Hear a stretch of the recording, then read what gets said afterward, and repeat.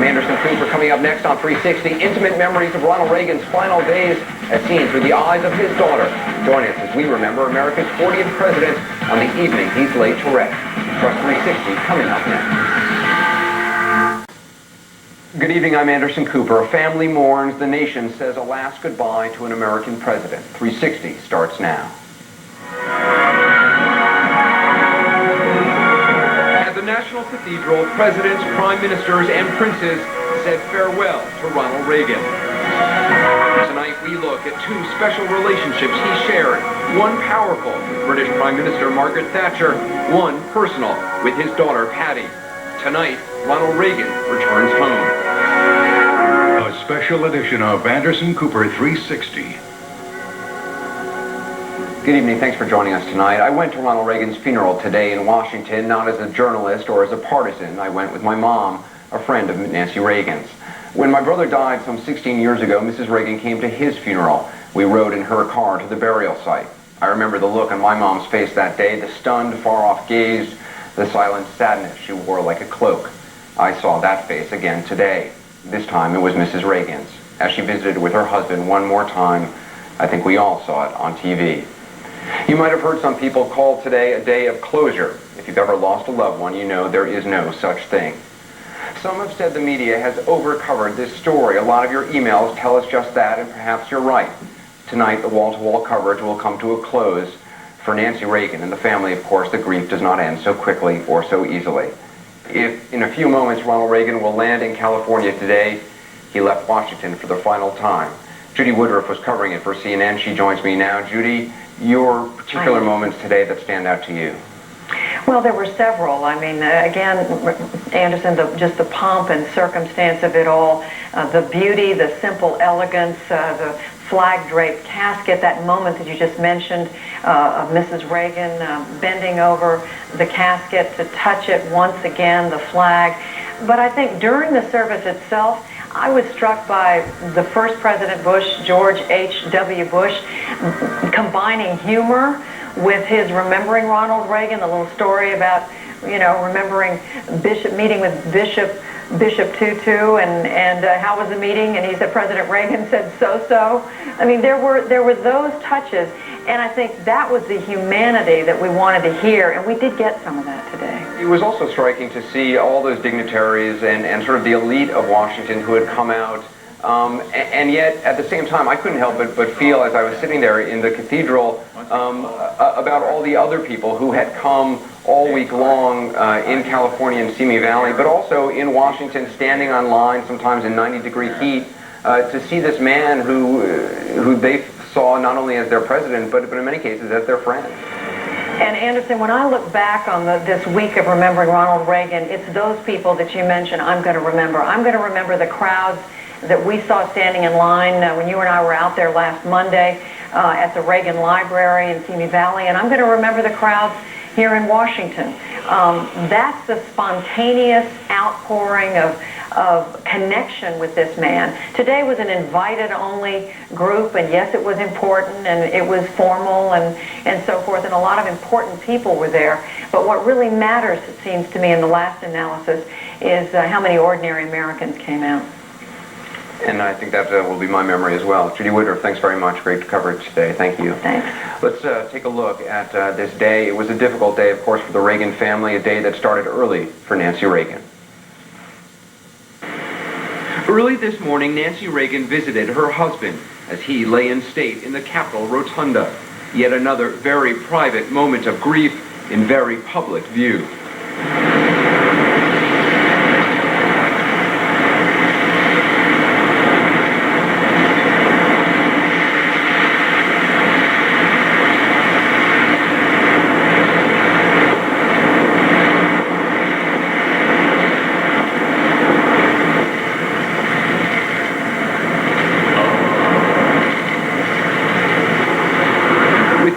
With precision, Ronald Reagan's body was transported to the National Cathedral, where Washington's elite waited one last time to hail the chief.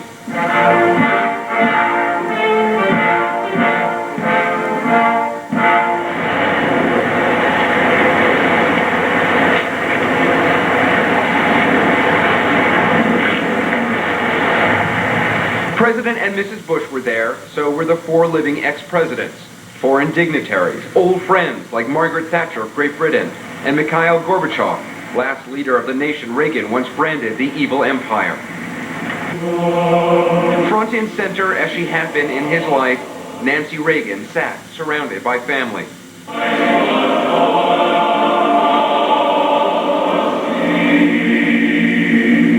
Some speakers recalled moments of humor. Out stepped Nancy and Mila, looking like $1 million.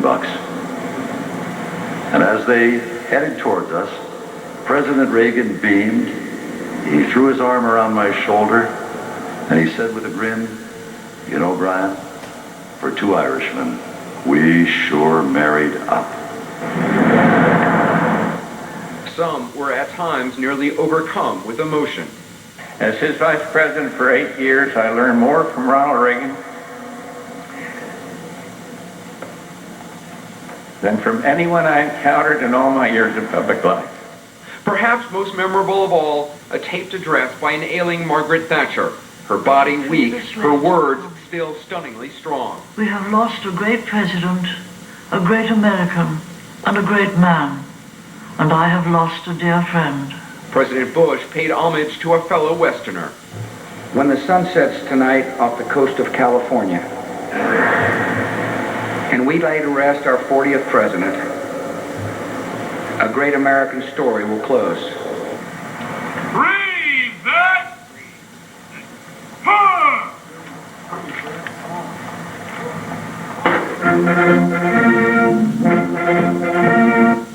Ronald Reagan left Washington one final time, one final trip, back to California with his beloved Nancy. The 40th President of the United States is nearly home. Well, one of the most famous quotes about Ronald Reagan's economic proposals was made in 1980 by then candidate George Herbert Walker Bush. He called them voodoo economics. It says something about Ronald Reagan that despite that, he still chose Bush as his running mate.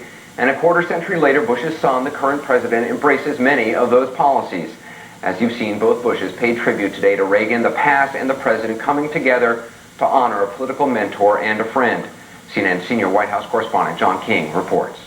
George Herbert Walker Bush entered the cathedral first, followed soon after by George W. Bush. The 41st and 43rd presidents of the United States called on to eulogize another president who shaped them both. Ronald Reagan belongs to the ages now, but we preferred it when he belonged to us. That 2 men named Bush are in the exclusive club of presidents is as much a part of the Reagan legacy as tax cuts and fighting communism. 8 years as vice president propelled this Bush to the White House, and from that, the son inherited not only a household name, but invaluable contacts and experience. As he showed what a president should be, he also showed us what a man should be. A loyal vice president through fierce debates over taxes and Star Wars and more, recalling the gift of being partisan, absent the petty and the personal. And he fought hard for his beliefs, but he led from conviction, but never made an adversary into an enemy. He was never mean-spirited. And in death, as in life, Mr. Reagan's jokes were designed to break the tension. When asked, "How did your visit go with Bishop Tutu?" he replied, "So-so." And it was typical. It was wonderful. The current president shares Mr. Reagan's belief that faith has a place in politics, and optimism too, though it was tempered on this day. We know, as he always said, that America's best days are ahead of us. But with Ronald Reagan's passing, some very fine days are behind us, and that is worth our tears.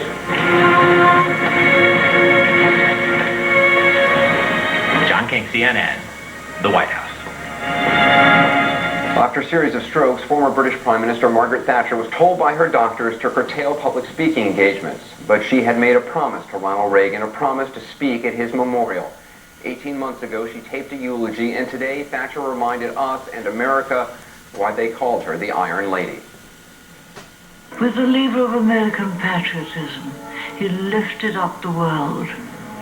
And so today, the world, in Prague, in Budapest, in Warsaw, in Sofia, in Bucharest, in Kiev, and in Moscow itself, the world mourns the passing of the great liberator and echoes his prayer. God bless America. Lady Thatcher was not only an ideological soulmate of the 40th president, she was a close personal friend as well. Earlier this week, I spoke to the respected British journalist and author Harold Evans about Ronald Reagan's friendship with Lady Thatcher and his often complicated relationships with America's European allies.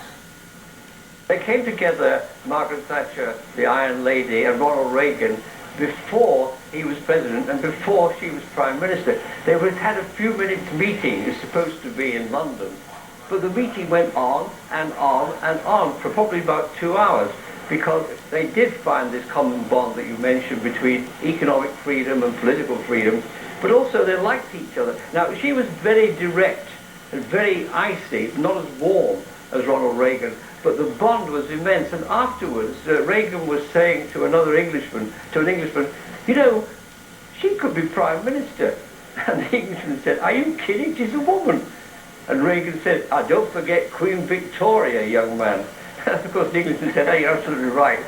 And then later on, of course, their bond developed politically. And we were always very grateful in England for Reagan's support during the Falklands War. That was a really important time. Let's talk about the way he was perceived throughout Europe, because there were some, especially early on in his presidency, who sort of made fun of him as a cowboy, as someone who wasn't really in charge of all the subjects of the day, really on top of things. But that opinion seemed to change over time. What changed it? You're absolutely right. At the very beginning, when he became president, one of my better writers, Godfrey Hodgson, wrote a profile of him as governor, saying he was a success. And nobody believed it. They thought we'd been taken for a ride. But actually, gradually, what impressed them, first of all, of course, his personal warmth was very important. But we gradually came to appreciate that his stand against the evil empire was right. Now, many people didn't believe that at first, and there was an uproar when he tried to bring in Pershing missiles to get the Soviets. But it was a stance against communism that it wasn't just politics, it was very personal. He had a real hatred of the notion of communism, the whole concept. Yeah, but the British, you know, Churchill and Roosevelt had a relationship, and I think the relationship between Thatcher and President Reagan was closer even than Churchill-Roosevelt. And it was, this stand against communism, very much worried people at first. But over the course of his 8 years, that perception changed fantastically. Sir Harold Evans, thanks very much for being on the program. Good to talk to you. Good night. Ronald Reagan is returning home. We anticipate him touching down in California shortly. We, of course, will bring that to you live. Our coverage is extensive tonight. Coming up next on 360, the final days and hours of Ronald Reagan's life, revealed by his daughter Patty in her own words.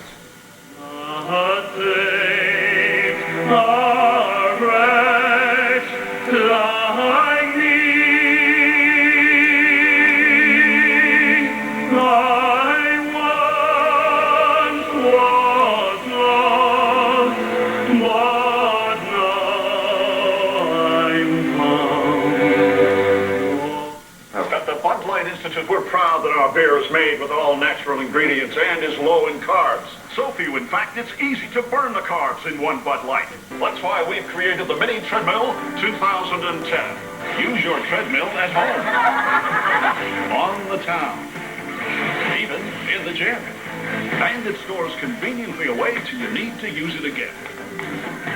Order yours today. Fresh, smooth, real. Bud Light, it's all here. Get ready for the wives. Gene Shalit raves The Stepford Wives is a horror picture that'll have you screaming with laughter. It's full of surprises. The Stepford Wives, rated PG-13. The Wives arrive today.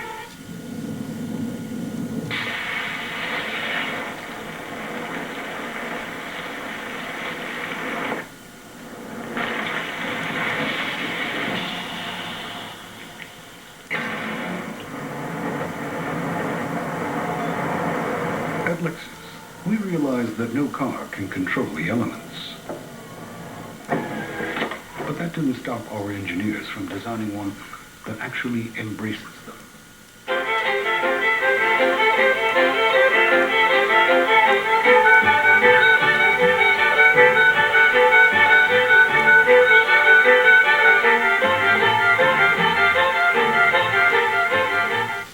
At CDW, we ship over 100,000 IT products to customers every day.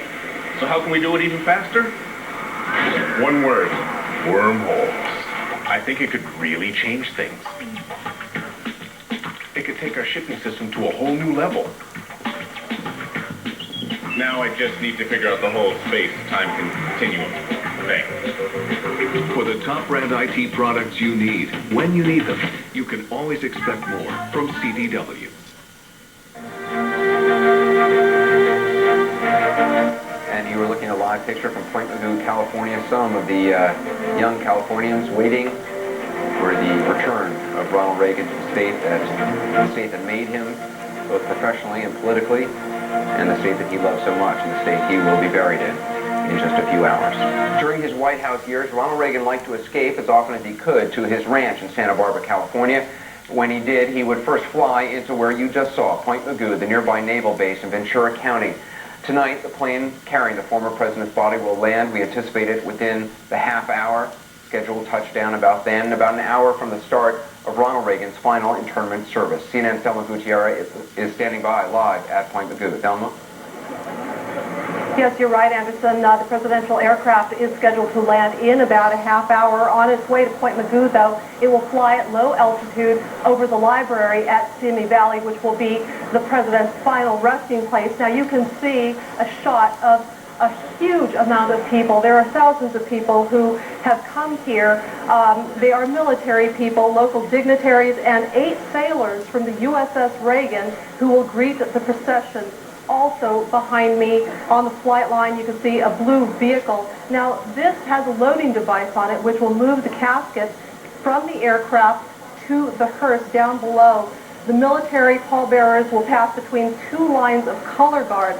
And then the Marine Band will play God Bless America as the President receives a 21-gun salute.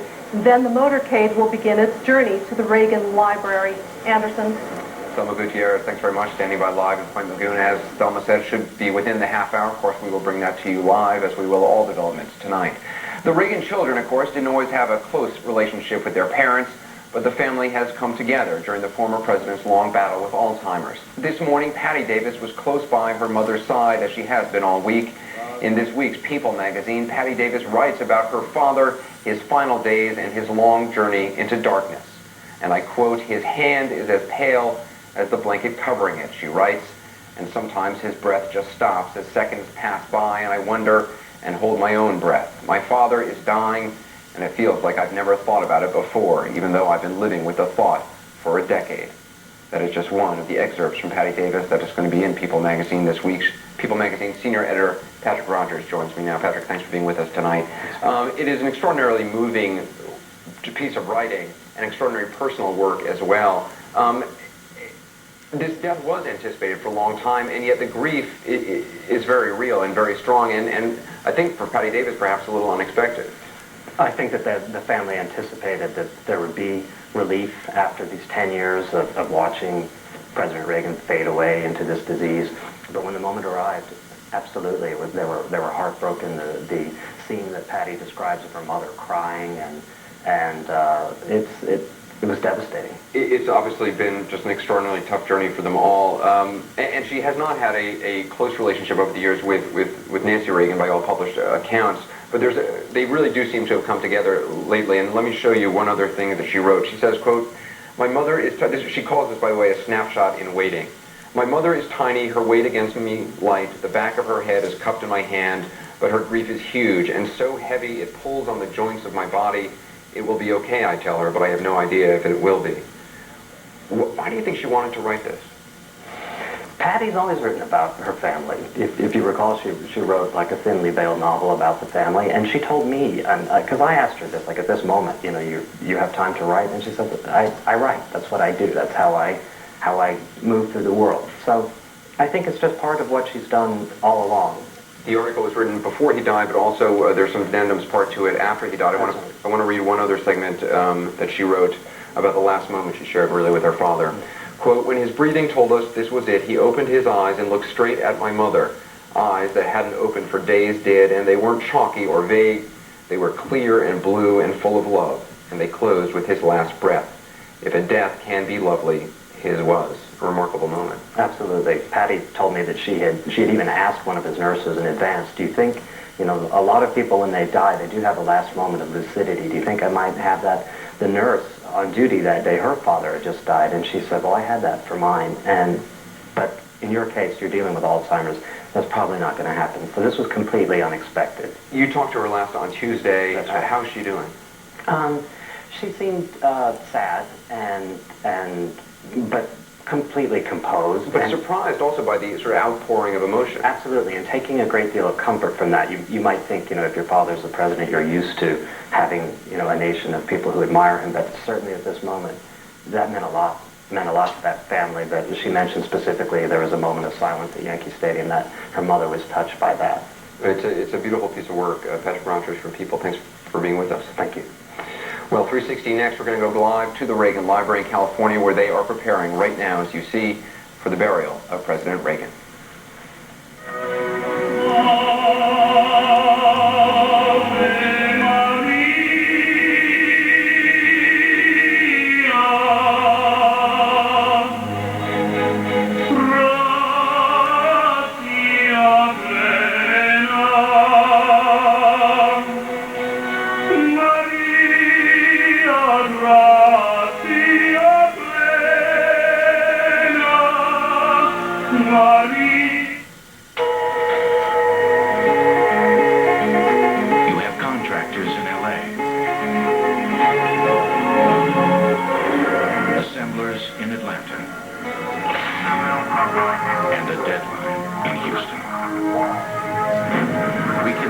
Deliver and manage your communications for all of them, across platforms, across America.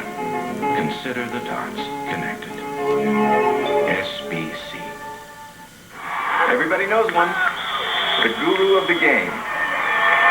That's why the Home Depot has the Skybox vending machine by Maytag to keep every fan's favorite drinks closer and colder than ever. We have one ready for you. Just call, click, or visit your local Home Depot store today for your very own personal beverage vendor. Then start keeping up to 64 cans or 32 bottles of your favorite beverages close to the action. Customize the logo panels with your favorite team. Set the lockout to say hands off, buddy. Get a 2-minute warning before drinks run out. Order the Sky Base that holds snacks, too, because man does not live by carbonated beverages alone. The Home Depot has your Skybox vending machine by Maytag for only $4.99. Order right now, and you'll get a free $50 Home Depot gift card by mail-in rebate. So call, click, or visit your local Home Depot store today. We have one ready for you.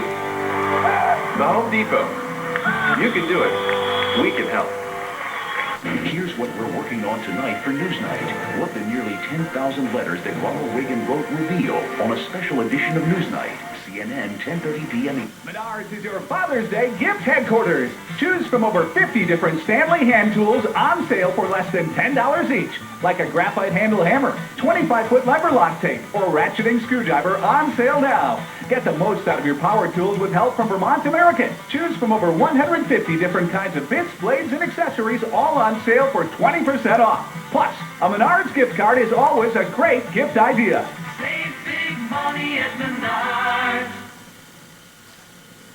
MLB Extra Innings is like having my own personal MLB control room. Through the power of digital cable, you can watch your favorite team play even if you don't live in the same area. Wherever the action is, I'm there. Call now to order MLB Extra Innings for just $169. I can channel surf around the league to track my fantasy players. To order MLB Extra Innings, call now. Get your game on with MLB Extra Innings on digital cable. More Americans watch CNN. More Americans trust CNN.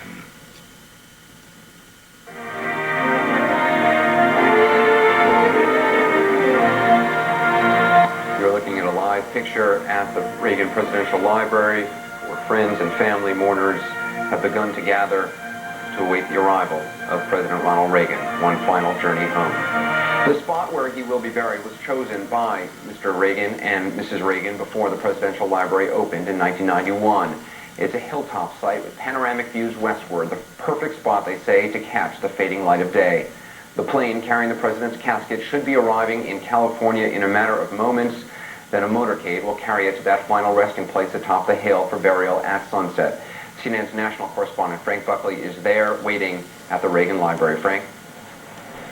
Anderson, and before the aircraft bearing the body of President Reagan lands at Point Mugu, we are told just within the next few moments we're expecting a low-altitude flyover of the aircraft known as Air Force One when there's a sitting president aboard known as Special Air Mission 28,000 today.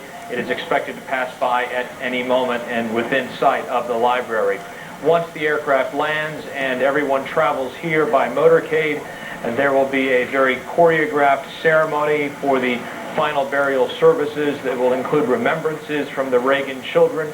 There will be military honors, including a 21-gun salute and a flyover of FA-18s from the U.S. Navy. Today their call signs are Gipper 1, 2, 3, and 4.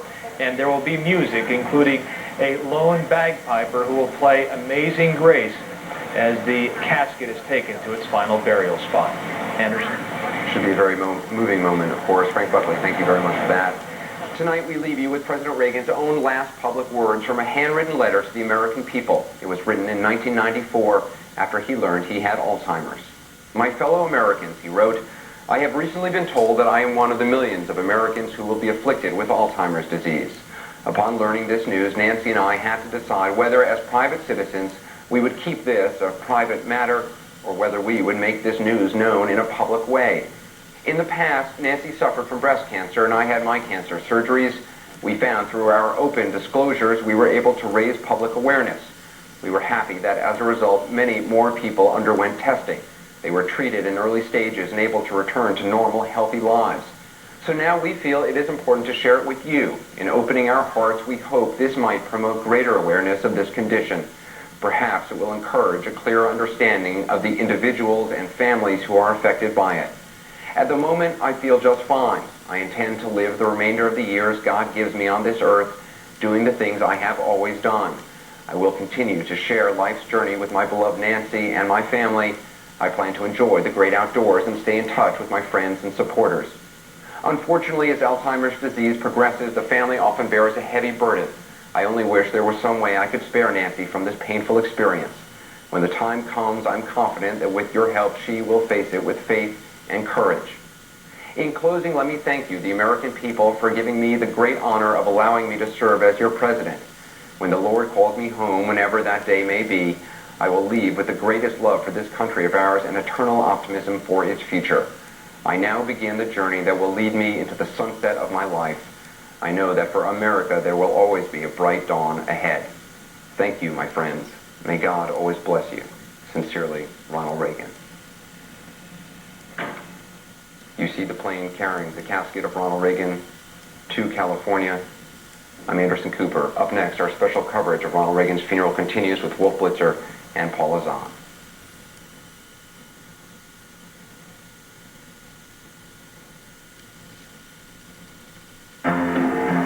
Cholesterol was high. He was told, get it low, so decided to move to the land of no. No snacking, no slacking, avoid all the bad. He ate right and ran every chance that he had. That was how he should start, the right way to go, but many need more help to get bad cholesterol low. It's okay, said his doctor, add Crestor, you should. With diet and Crestor, you very well could cut bad cholesterol about half, while raising the good. Would you like to try it? Why, yes, I would. Ask your doctor about Crestor.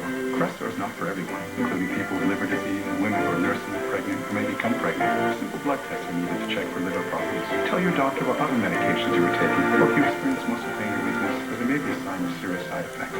Thanks to diet and Crestor, Joe's cholesterol's down, and the word spread across every village and town. It's the land of success. Crestor helps him stay there, and all his friends say, now you're getting somewhere. For 55 years, we as a people have had a national love affair with TV. Cowboys and cops, news and sports, sitcoms and soaps. Now, SBC customers can get it all from us. First the telephone, now home satellite television. Let us inform, enlighten, amuse, and entertain you. SBC, going beyond the call. When you're passionate about something, you never quit. Your multivitamin Centrum Silver with lycopene, an ingredient in tomatoes that science suggests may help reduce the risk of heart disease. Put your heart into what you love. Centrum Silver with lycopene.